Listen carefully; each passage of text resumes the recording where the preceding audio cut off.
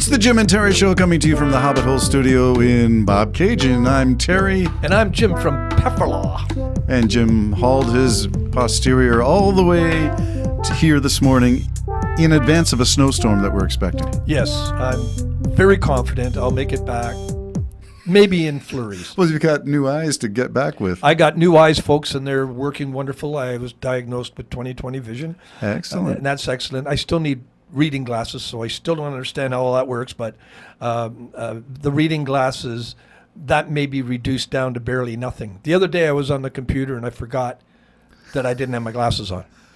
So you could see. So I was maneuvering without glasses. Wow. But I still am getting very tired, but that's another story. What are we talking about today? Well, we were expecting your fatigue to diminish with good eyes. I'm hoping. And so that's a concern still.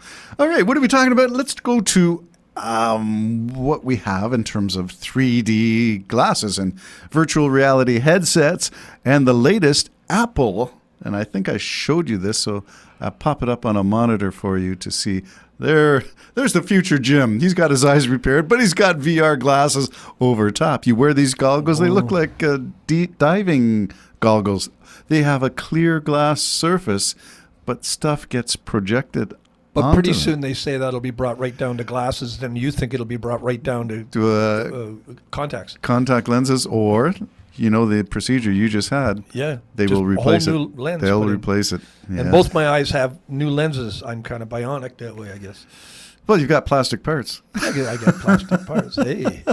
Is there any other parts? There's an upgrade. Is there any other parts I could get plastically repaired? I don't know. Where do you want to go with that one? So this is kind of interesting. But the thing that I took away from reading this article, which is in Business Insider, and I'll post the link, is this paragraph. Unfortunately, we could have some very weird and messy consequences for the human brain. Researchers have found that widespread long-term immersion in VR headsets can literally change the way we perceive not only the world, but each other. We now have companies who are advocating that you spend hours each day, says Jeremy Bellinson, director of Virtual Human Interaction Lab at Stanford University. You've got many, many people, and they're all wearing it for many, many hours, and everything magnifies at scale. That means all the little problems, that's for me, my little problem, then you have your little problems, and we're all running around in Bobcaygeon with all the other VR people who've got their little problems. All of a sudden, we have a scaled problem, and it's big. So the difference is, what are you seeing and what do I think I'm seeing? Where's my reality? Have you pushed your hands against something and said, how far back is it? I can't. Yeah. So where do we all get our bearings? What is real is the question with VR glasses. Judy comes home after a hard day's work. She finds her husband sitting in a lounge chair. A novel by Jim Sampson. She says, I'm home. And he goes, give me a minute. Puts his glasses down and says to her, why can't you be like Mitzi? Mitzi would have my dinner ready right away, and you're really getting fat. Here, put my glasses on. This is what you should look like. Now, how about he puts the glasses on and he sees his maybe slightly overweight wife through the eyes of that character Mitzi you just did, and falls in love with the visual that he's presented, because Mitzi never ages in VR world. That's right. So she's looking at your overweight 40-plus-year-old falling a little gravity prone. Gravity falls, yeah. And that's a male-dominated judgment there, my friend. Yeah. Well, I'm telling you. So let's suck it in, big guy. But could virtual reality do something like that, where you want to rekindle your love life? So you both put on goggles and you're Mr. Universe and she's Miss Universe, and there was a movie like that, eh? Really? There really was, and I don't know if it was him or her decided, I want the real you. Yeah. I want to be real, and I don't think it ended well, but I'm not sure. Okay. Well, yeah. Well, the thing was, is in this world, everybody was just gorgeous. But the truth of the matter is, they were 60 years old and wrinkles and hair wasn't dyed. And that was the real people. Because, I mean, in virtual reality with sensors and everything, eventually, especially if they put probes in your brain to give you sensation, you know, A la Elon next Musk. you don't even need anybody, you know, like you're just imagining having this wonderful, like a dream, this wonderful encounter. Only with it'd be a wet dream, my friend. Well, yeah, but nevertheless, that, you know, Nevertheless. you're not sleeping, you No. know, but you're daydreaming, I guess. Sleepwalking through your day life. Yeah. Okay, Well- interesting. Anyway, that was from the Business Insider, and the omen, the warning is that there are short-term and there are long-term effects, and because this is new technology, the long-term may not be fully understood or known, but are we detaching from reality? Yes, we're doing that now. I mean, look at the people on their phones. I told you I'm a Walking little into bit. telephone posts? Well, no, while I'm a looking little at the bit phone? addicted to watching police stops and stuff. And I'm just blown away, you know, some babe in a Mercedes. The cop pulled her over. She just ran over an old lady. And the first thing she does is grab her phone and phone somebody. Hi, Gladys, and start videoing everything. And they have to always say, put your phone away. Get off the phone. Don't answer that. They just can't let go of it. And so we're already that way. I mean, teenagers lock themselves in rooms for entire days and you don't see them. And I don't know what the solution is, but if you took the phones away from everybody, probably including me, we'd have a bloody breakdown. Society would collapse. Wow. That's an awful picture you paint. I do. I paint an awful picture. That's what I do. Okay, let's take it on the good side, which is you mentioned in a previous podcast that we could now do, someone could do a remote surgical procedure from Earth to the International Space Station. Is that not a good thing for AI?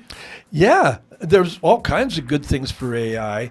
That was a successful procedure, by the way. It was a simulated. In other words, they weren't operating on a real human. They were operating on something, and they cut rib as if it would be a nerve or something. They did that, but the operator was, I think, it was in Syracuse, I think, Okay, and so that was, and they were operating in the SSI.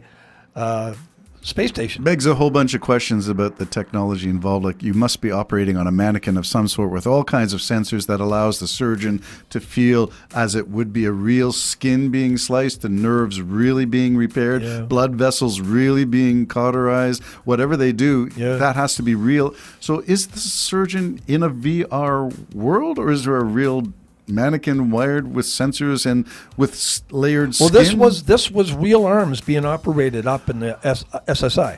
It was real mini robots, right. real robots. Right, but doing some kind of not operating Not on not human- on a real human, Okay. but we got to start somewhere, don't we? Frogs. What about cruelty to animals? Well, I was thinking, PETA. like, my imagination always goes into movies, and I think of AI in a lot of movies, and I could see a movie starting up when, a guy walks in, he's got a coffee, and I don't know, maybe a cigarette in his hand, he walks into the room, and the nurse goes, the patient's ready. Okay, great. And he puts his coffee down, and because he's operating through remote control. Or the same idea, the guy's flying a plane, but he's in some room with 5 other pilots flying a plane, but they're not in the plane. Well, that's drones right now in the Yeah, military. they're not Same in the thing. plane. Nope.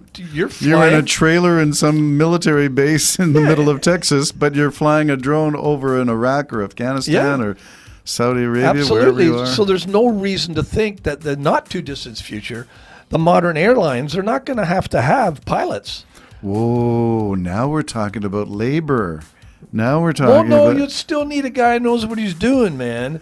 So you'll still have a pilot, maybe even a co-pilot, but they'll be like just looking at a big screen and, Until the plane crashes. well, then I having a hope- coffee and a sandwich, and So you just- still need human backup. I don't know. I don't even know if there's eventually it comes to the point where you just, because right now there's certain things you can program and to go from A to B. SpaceX, the Crew Dragon, they don't do nothing. They're trained to be able to do something, but they do nothing.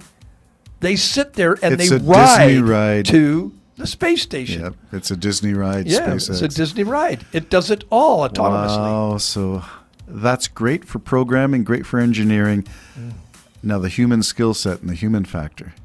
Well, the idea You is train for the when eventuality. when we get to that point, let's say you're flying from New York to London.